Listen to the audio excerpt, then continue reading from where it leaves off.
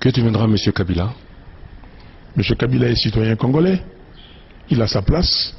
ici au Congo. Il fera ce qu'il voudra. Et du reste, la Constitution est claire. Il est sénateur à vie. Et maintenant, l'Assemblée nationale vient d'adopter une loi sur les statuts des anciens présidents. Je crois que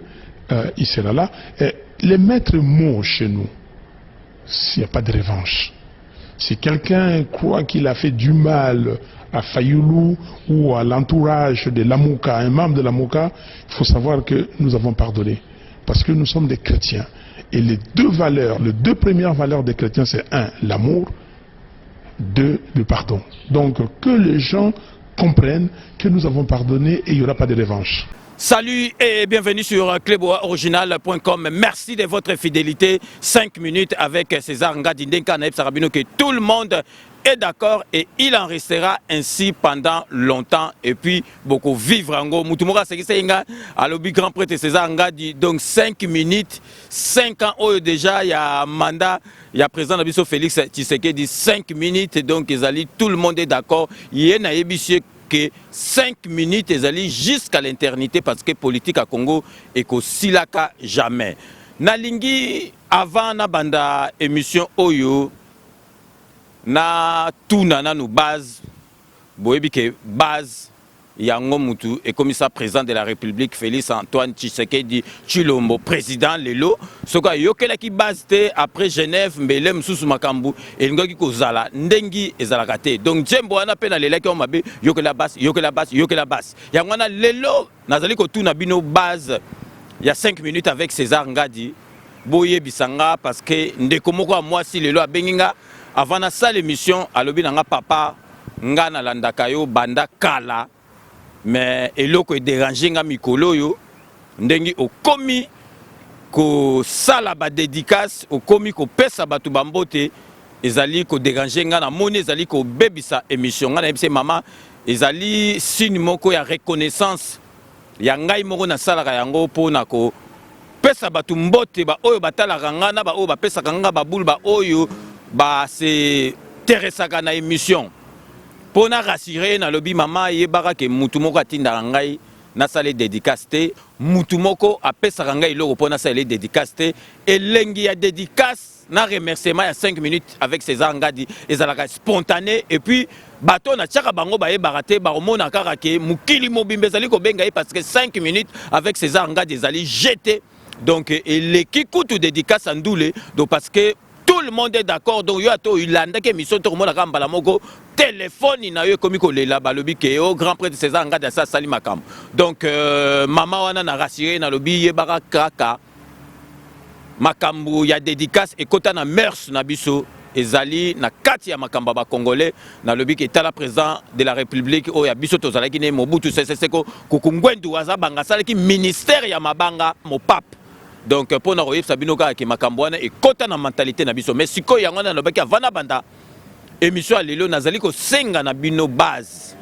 boye bisanga soki natika ko remercier batu natika ko sala ba dédication na sala na suka émission bino mutu boko yebisanga yango donc soki bolobi na ngai natika natiki soki bolobi na ngai na continuer donc ezali ko dépendre na bino donc na pesi bino penza devoir wana donc base boye bisanga soki ezali ko bebisa émission bon nakotika soki ezali ko bebisa longo émission te nako continuer parce que na pesa kabino confiance base il faut ko yekola yango donc yango wana ndeko moi sa benga kinga na tiki sikoyo décision euta na base soki base lobi ke ezali bien te nakotika yango soki base lobi na continuer yango. Donc si koyo to banda sujet na biso ya lelo nazali ko lobelaka ba congolais to tika polémique ba congolais to tika polémique to tika ko landa ba chose moko baliverne to tika makambo pamba donc mboka basala rango na travail moko baclé te mboka bakendaka nango malembe donc to tika makambo biso tozali ko sala neti distraction ezali na place sous te na mboka na biso président de la République ati Premier ministre oyo sikoyo akosala gouvernement malembe po apona batu ya malamu po basalela mboka Congolais totika ba baliverne totika ba biloko ya buzoba oyo ekopesa intérêt moko na mboka na biso te yango wana nalingi koloba elobami ebele polémique ese ekoti donc concernant nomination oyo président witi kosala dernièrement na maison civile ya chef de l'État. Donc polémique et koti donc Batouba lobby déjà au président de la République a nommé Tata Leki naye na place ya Batu Mususu il fallait azwa a nommé Tata Leki naye ezalakate donc comme makambo famille na lingi na yebsabino congolais moni congolais alinga ko apprendre te congolais alingaka ko tuna te yango lo bomona biso même na ba site na biso internet ozomona ba titre mususu bourré de fautes d'orthographe. Parce que alingi kotuna te congolais alingi kotu on apprend toujours dans la vie ce qu'on yebite au tuni yangwane zalaka bien au tuni balakisi yo o yebi mais congolais alingi kotuna te congolais amoneti ayebi makambo congolais amoneti ke ye ayebi makambo nyoso tout yanga na pesi bino exemple ba site internet au monde a bourré de fautes d'orthographe parce que azo quand ça commis bien mais a commis mabe au moins même so album ya musique et bimi faute d'orthographe ezali na album donc ba tout bazaki na studio ti bakendaki na imprimerie ba monaki na bango faute wana te donc bozo monaka congolais ezali pasi na mawana motema congolais fo ko ka sonité tout na soki oyebite et ko éviter ko sala berre on apprend toujours dans la vie peuple congolais siko na lingi na expliquer bino bo comprendre maison civile ya chef de l'État ezali nini parce que maison civile batiaka mutu moko ya sérieux et puis mutu peut-être il faut azala na tâche moko makasi na yo parce que ezali biloko moko personnel et les kaka na maison civile ezali biloko moko ya pamba te focha yango no mona batiaka mingi mona pasteur mona abbé donc maison civile à chef de l'État ezali eloko moko ya kosaka nango te ezali biloko akati ya chef de l'État nazali ko pesa bino bandambu bo comprendre maison civile à chef de l'État lingi kolaksani donc maison civile yango mutu équipé ba service administratif ya chef de l'État donc service administratif donc administration yo surtout ya chef de l'État ezali na maison civile après service financier ya chef de l'État donc ba mbongo naye ba nyongo naye ba makambu naye nyo surtout etali mbongo naye ba compte naye na banque makambu tout etali mbongo ezali na maison kaka civile ya chef de l'État et puis tokei na intendance na logistique kolia naye mituka naye ba meuble naye donc ba sani naye na makambu nyo soit chef de l'État ezali na kati ya intendance na logistique et puis tokei na ba site na ba domaine privé ya chef de l'État ba mapangu naye ba terrain naye ba makambu naye nyoso tout o etangi logistique naye et puis secrétariat privé ya chef de l'État ba lettre naye ba makambu nyoso tout o etangi secrétariat ezali kuna na kati donc bino moko bozali komona ezali makambo ko sakana te omona bande ko musu baye oh ndenge ni tozo zo mbongo te toza na besoin que chef de l'État apesa biso bon bande ko ne bo quand ça chef de l'État atambolaka na mbongo te na portefeuille na ye chef de l'État atambolaka na mbongo te donc maison civile à chef de l'État équipara sous ba service médical ya président donc santa président donc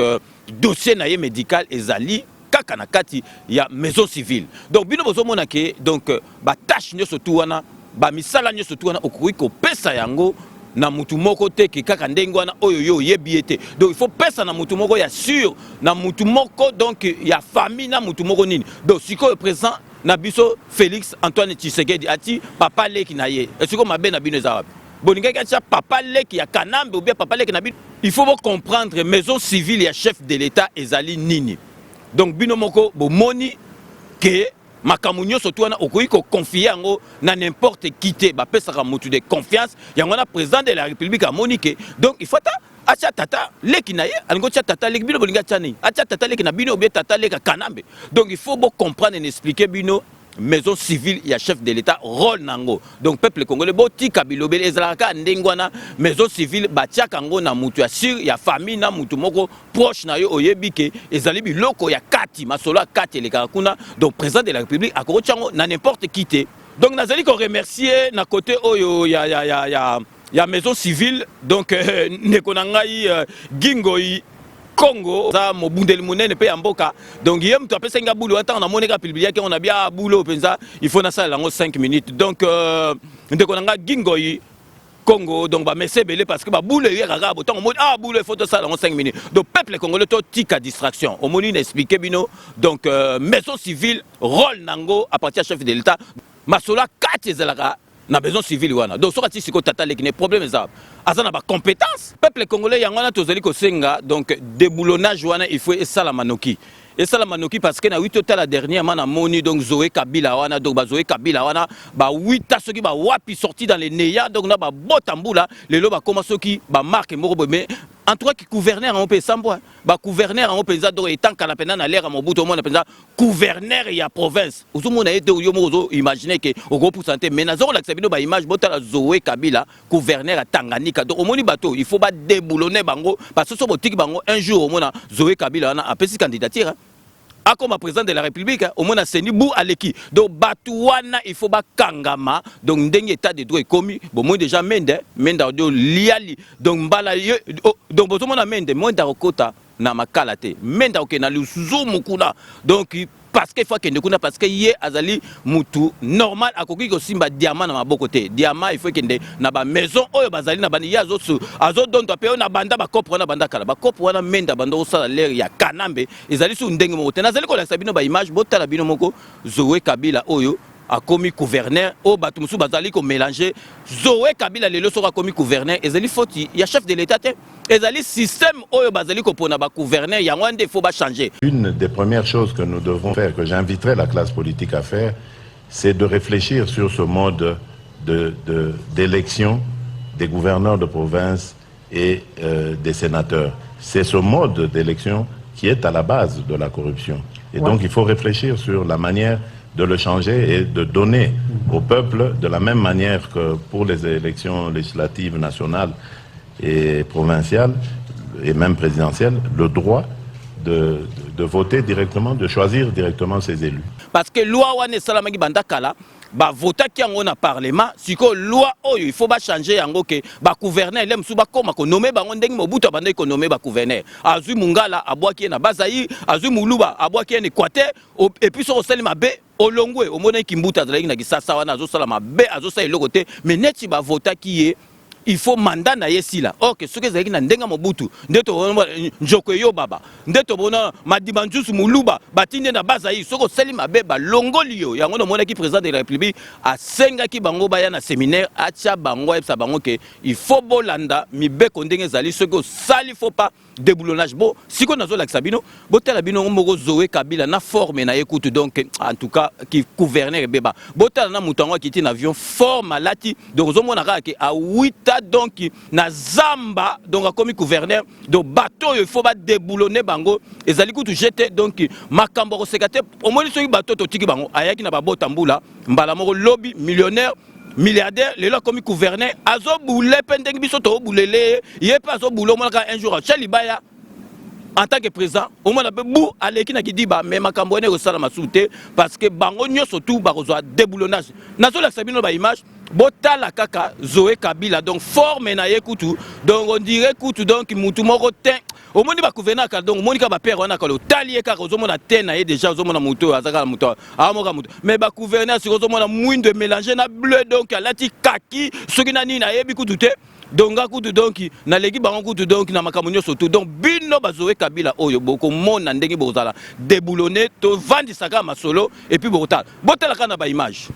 Ce parle régulier de la compagnie nationale Congo Airways qu'il a regagné le chef-lieu de sa province ce mercredi 22 mai en début d'après-midi. Zoé Kabila Mwanzambala, gouverneur de la province du Tanganyika, est accueilli à sa descente de l'avion par le ministre provincial de l'Intérieur Dieudonné Kamona Yumba, avec à ses côtés le maire de la ville de Kalemi et tous les membres du comité provincial de sécurité. Ceci est un retour qui marque les débuts effectifs du travail lié à ces nouvelles fonctions. Zoé Kabila Mwanzambala revient de sa mission de Kinshasa où il a pris part à un atelier de recyclage organisé à l'intention des gouverneurs et vice-gouverneurs élus par la présidence de la République sous l'égide du chef de l'État Félix Antoine Tshisekedi Tshilombo. Parlant de la sécurité dans la ville de Kalemi et ses encablures, le gouverneur de province dit avoir été en contact avec la hiérarchie compétente en matière de sécurité pour des solutions idoines. Zoé Kabila, 12 jours après sa prise de fonction lors de la remise et reprise, est appelé à former son gouvernement dans les tout prochains jours afin de démarrer sa politique à la tête de la province qui serait sans doute basée sur le développement et la restauration de l'autorité de l'État. Ok, donc Binomoko, Boïti Komona, parce que 5 minutes avec César Ngadi, n'a le baga vérité. Na baki sarate na lobaka o tek avec sentiment parce que ngai mutu mo ko tinda ngai te na loba sokili kamunini soki président de la république asali mabe na ko loba président de la république asali mabe soki asali malamu na ko loba ke asali malamu bino moko bomoni ke ki gouverneur penza e bebi botala na Zoé Kabila forme na ya za ngo wana donc gouverneur Tanganyika soki ya wapi donc et ko ko sala mate il faut bazwa déboulonnage bango nyoso tout wana donc sikoyo bomoni bino moko nazali kolakisa bino po bomona bato bazali koloba bilobela o président na biso boye bomona ba contrat o siko bomoni ndenge bazotonga banzela OVD wana ezalaki kanakasi office de route masalanga des affaires ayebi yango ezalaki office de route bazalaki na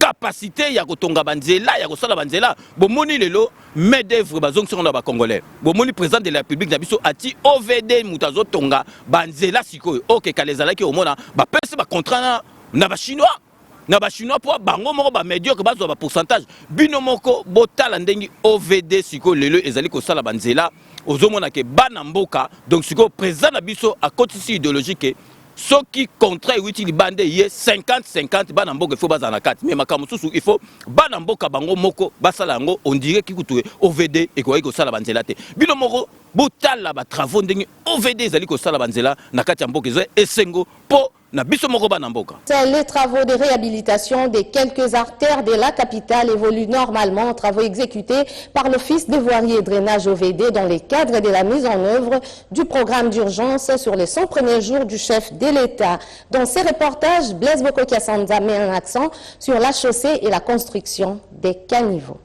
Les réhabilitations des avenues de la capitale se poursuivent normalement avec le respect des règles d'art. C'est le cas de l'avenue de l'école à Kintsuka au niveau de Carré-Grèce où l'office de voirie et drainage a construit des caniveaux pour l'évacuation des eaux de pluie. À cela s'ajoute le rechargement de la couche de fondation en concassé. Rechargement également de la sous-couche de fondation avec moellon pour stabiliser les sols. Dans 3 jours sera le tour d'uniformiser la surface et ce avant le bétonnage des endroits rigide. Travaux d'assainissement également sur l'avenue Koutou, toujours à Kintsuka. Outre l'exécution des travaux de réhabilitation de la chaussée, il y a également la construction des caniveaux pour éviter des inondations à répétition dans ce quartier qui respire aujourd'hui l'air de la modernité. Sur l'avenue du commerce, nous étions en face des grands travaux en bétonnage de la chaussée en béton armé sur une longueur de plus de 1 km. Ces travaux qui ont commencé à partir de l'INA vont déboucher sur l'avenue Kassavoubou. Des grands travaux salués par la population quinoise car l'ouvrage réhabilité peut durer pendant 50 ans. La tuyauterie de la régie des eaux et la câblerie de la SNEL, un véritable handicap majeur pour l'exécution des dits travaux. Un petit tour sur l'avenue Kabinda, tronçon compris entre Willery et Mouchi, nous a permis de découvrir une chaussée réhabilitée partiellement, totalement et aussi profondément à certains endroits et la construction des caniveaux pour l'évacuation des eaux de pluie car le grand ennemi de la chaussée c'est l'eau. Travaux d'envergure pour la construction d'un grand dallo au croisement de l'avenue Triomphale et Victoire. L'effondrement d'une grande partie de la chaussée appartient désormais à l'histoire. Un dallo en béton armé, confirmation et délimitation de la chaussée, remblai du chantier par un bulldozer rassure plus d'un observateur. La reprise du trafic est sur ce tronçon, c'est dans quelques jours. Sur l'avenue Sayo, dans la commune de Kassavoubou, réhabilitation de la chaussée terminée, l'OVD s'attelle actuellement à la construction des caniveaux et à l'aménagement des accotements pour rendre davantage fluide la circulation sur cette avenue qui représentait il y a si peu un danger public pour les automobilistes. Avenue de l'Université, au niveau du rond-point ESO, l'OVD a déployé engins et personnel pour les travaux d'asphaltage de la chaussée après l'imprégnation. La finisseuse d'enrobé et de béton bituminé, les compacteurs à rouleau et les compacteurs Albarette y sont déployés pour faire de l'avenue de l'Université un ouvrage coquette pour le plaisir parfois des regards critiques. Enfin, à la foire internationale de Kinshasa, d'autres travaux d'assainissement avec la construction des caniveaux s'exécutent selon les règles d'art. Actuellement, c'est l'étape de couler les bétons de propriété. C'est la résultante de la mise en œuvre du programme d'urgence sur les 100 premiers jours du président de la République, Félix-Antoine Tshisekedi Tshilombo, un processus à poursuivre pour répondre ainsi aux aspirations de la population congolaise, fruit de l'alternance des actions et non celle des paroles. Donc Bilomoko, Boito Landa, Bomonique, OVD Zali, société Nabiso Moraba Congolais, Bazalaki, Batamayele, Bazaba ingénieur, Batanga. Mais babande ko pesa ba musala parce que ba médiocre ba zaiko na soki cop allez ba pesa ba chinois ba pesa ba japonais parce que ba zo ba pourcentage mais président de la république aye abi foko sala musala oyo e kende na maboko ba congolais yangona bino moko bomoni ndengi esengo ba congolais ba komi ko sala musala siko nazali ko leksa bino botala bino moko pona la sabino que tant na sabino que politique ezali kwanga na makaye bote bochaka tembe botala ministre oyo ya France oyo tango makambe bi ministre ya coopération na kombone Jean-Yves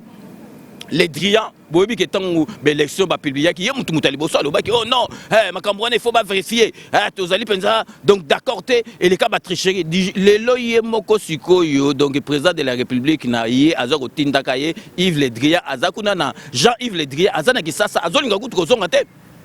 Macron so lukaye mais azolinga zonga te batindi amemi ba millions pour apesa ye moko lelo akomoko loba penza ke non vote penza elekaki na ndenge ya démocratie na kati ya Congo. Bozo mona ka ke politicien alobaka lelo alobi lobby po sikoyo bango tout bazali kondima. Bo sikoyo tokoloba nini ye moko babanda ko boya lelo ba komi kondima. Po bomona ka ke ten ngande na yesa kabino ke politique eza kwanga na makabu te. Botala ba image donc Jean-Yves Le Drian, donc ministre de la coopération internationale, ministre de l'Europe, a inauguré le comment babengi cap campus ya France donc à Zotala ba étudiant mususu ba witaki poto ba yao batanga na France botala bino moko oyo aye ko sala na Kisasa donc ezali na esengo mais siko akangi munoko parce que azali susu na likambu ya kolobate. La coopération bilatérale entre la RDC et la France s'est traduite par le partenariat dans les domaines de l'éducation, santé et sécurité. Le ministre de l'Europe des Affaires étrangères de la République de France, en visite à Kinshasa pour concrétiser cette coopération, a procédé au dévoilement de la plaque du nouvel espace Campus France et au lancement de la plateforme Almini Téné, anciens étudiants ayant fait une partie de leurs études en France, exerçant actuellement leur métier en RDC pour contribuer au développement de l'économie du pays. Par la même occasion, le ministre français a échangé avec des étudiants en perspective de la poursuite de leurs études en France. Jean-Yves Le Drian a également rencontré les artistes congolais en vue de valoriser les cultures africaines durant la saison 2020. Toutes ces activités déployées à Kinshasa par le ministre de l'Europe et des Affaires étrangères démontrent la volonté du gouvernement congolais et français de renforcer leur coopération. Donc, donc Jean-Yves Le Drian, il faut zonger en France parce que Macron zo lukayo parce que bandoko chamuno kapamba yango yo moko moni au réveillé parce que politique na bisa kabino zeli kwanga na makaya buté donc bino moko bomoni Jean-Yves Le Drian oya bandoko cha tembe ye moko akomi ko ya ko kumisaka président na biso donc na komi presque à la fin il y a émission ndeka na le belakabino que je vous laisse le soin d'en tirer vos conclusions et de me faire parvenir vos commentaires comme d'ailleurs vous en avez l'habitude de faire. Donc avant na sa émission lelo na kosala ba dédicace donc na sengisu na bino na rappeler bino ke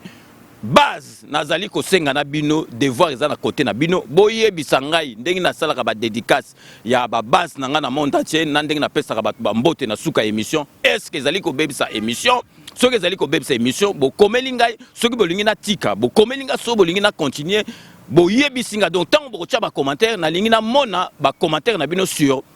badédication na tiaka ya babase oyo ezali éparpillé dans le monde parce que na biso bino ndeko moko mwasi abengi ngai alobi ke non ye azosepela su te ndenge nakomi kolanse bato na kati ya émission donc base nazali kozela réponse na bino yango wana lelo nasali kutu badédicace te nazali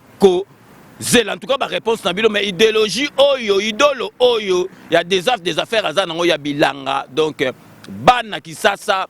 bana diaspora boye bakebo kindaka na kisasa te kara poste président de la république azali distributeur automatique des postes te mususu kutu ayebi kotanga te mususu kutu kokoma manœuvre mais poste donc boule ya des affaires ezali bilanga kenda na kina sala bilanga idolo na ye ezali wana na kanisi ke bilanga ezali malamu donc c'est la fin de cette émission.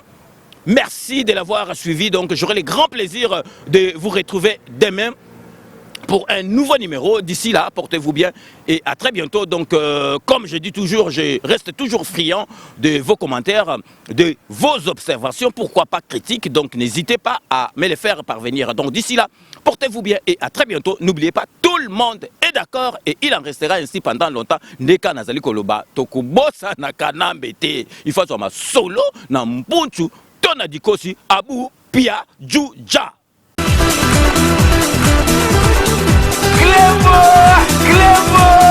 Original.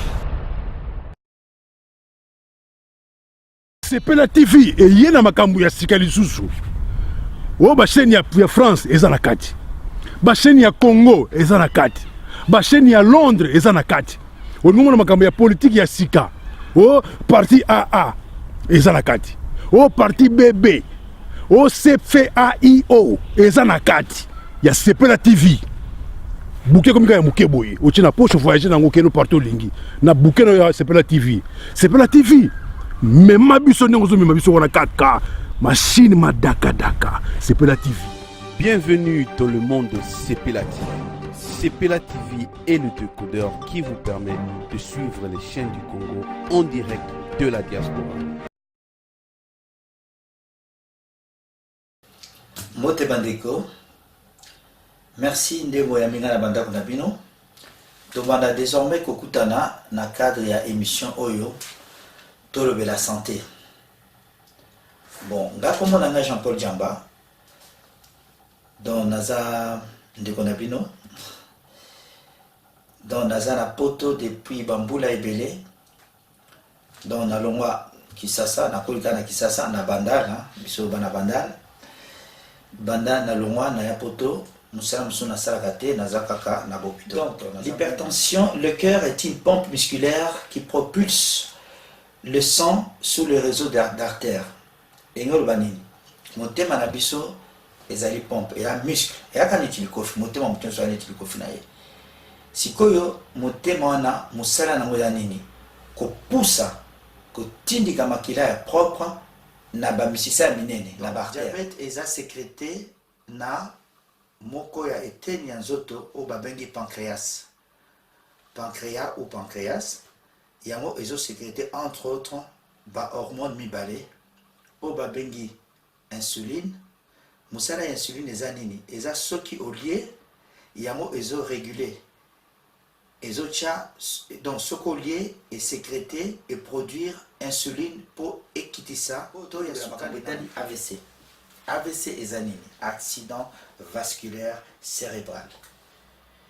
Bon, on va expliquer bino la mukuse. Ah, ezali accident oyo koya à tout moment.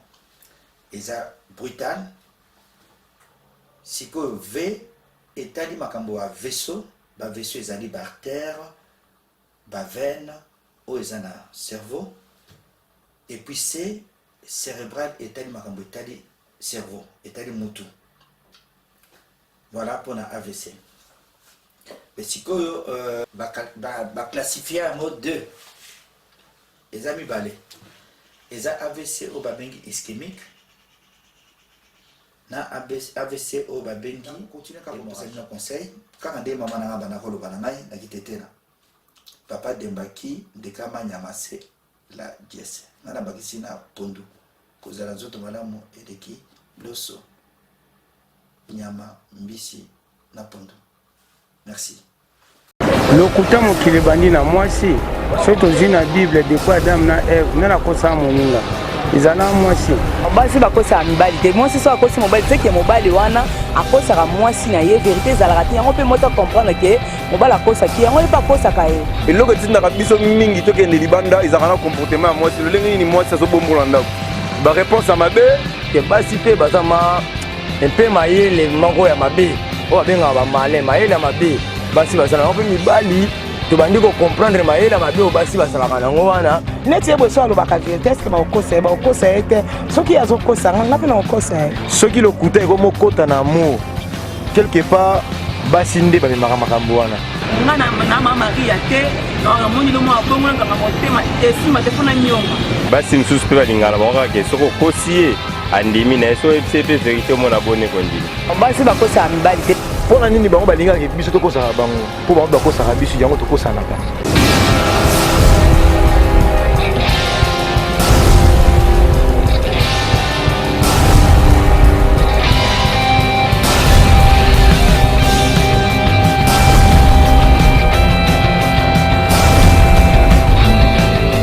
balobi tula dikulu tala mpe tozosali kolokotala donc kosabone surtout na clé boa original ozala jamais déçu.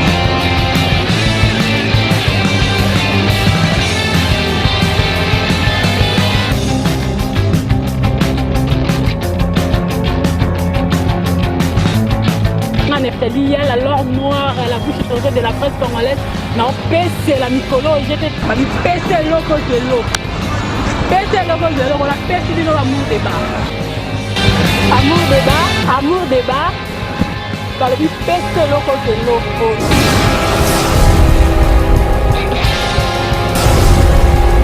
Nakati amour débat basi jeza ebele donc on s'akanté donc boko lemba ngana lemba bino te po bino nde boko lemba basi je merci mingi na yemo comme mon patron mon boss César Ngadi depuis Paris donc zala yo amsa les osala makitoko si je na biso elelo nakati amour débat eza nini nzambe na ngai